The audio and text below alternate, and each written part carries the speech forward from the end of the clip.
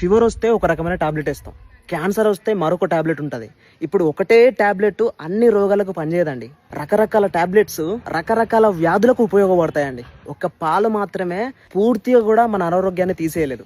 బలమైన ఆహారం, దేవుని సంపూర్ణమైన జ్ఞానం మనల్ని ఏం చేస్తుందంటే మన ఆత్మకు ఆకలి తీరుస్తుందండి.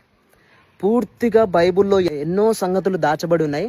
ఇప్పటికీ ప్రవక్తలకు కానీ గొప్ప గొప్ప భక్తులకు కానీ చెప్పని విషయాలు బైబిల్ గ్రంథంలో అనేకములున్నాయి. అవన్నీ కూడా దేవుడు మనకు చెప్పాలని ఆశపడుతున్నాడు. మన అందరం కలిసి ఇంకా మొరపెడదామండి. మీ యవ్వనము దేవుని కొరకు ఉపయోగపడాలి. నీ లైఫ్లో చాలా టైం దేవుని కోసం ఉపయోగపడినప్పుడు చాలా హ్యాపీగా ఉంటాను. నీ ఒంట్లో ఉన్న ప్రతి రక్తపు బొట్టు దేవుని పరిచర్యకై ఉపయోగించబడాలి. దయచేసి చెప్తున్నాను, ఈ చివరి దినాల్లో యవ్వనస్తులమైన మనమే మండినప్పుడు ఈ ప్రపంచంలో ఉన్న ప్రతి అజ్ఞానము, ప్రతి అబద్ధ బోధ, భ్రమపరచు ఆత్మ బోధలు, అసలు వాక్యమే చెప్తున్నారు కానీ ఆ వాక్యం ద్వారా మనం బలపడుతున్నాం, మోటివేట్ అవుతున్నాం అంతే. దేవుని జ్ఞానాన్ని నేర్చుకోవడం చాలా తక్కువ అండి.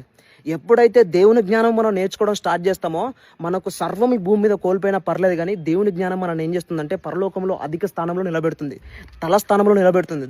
మనకు మనమే ప్రోత్సహించుకుందాం, ఎవ్వరో మనని ప్రోత్సహించరు. మన ప్రార్థన గది మనకు ఉంది కాబట్టి భయంకరంగా దేవుని సన్నిధిలో విరిగి నలుగుదాం. సంఘ కాపరులకు మనం బాధ్యతగా ఉండాలి కానీ భారంగా ఉండకూడదు. వాళ్ళకన్నిటి ప్రార్థన ఎప్పటి మన కోసమై ఉండద్దు. మనం కూడా కలిసి ఆ సంఘ కాపరికి మనము ఒక కుడి భుజంలాగా ఉన్నప్పుడే సంఘం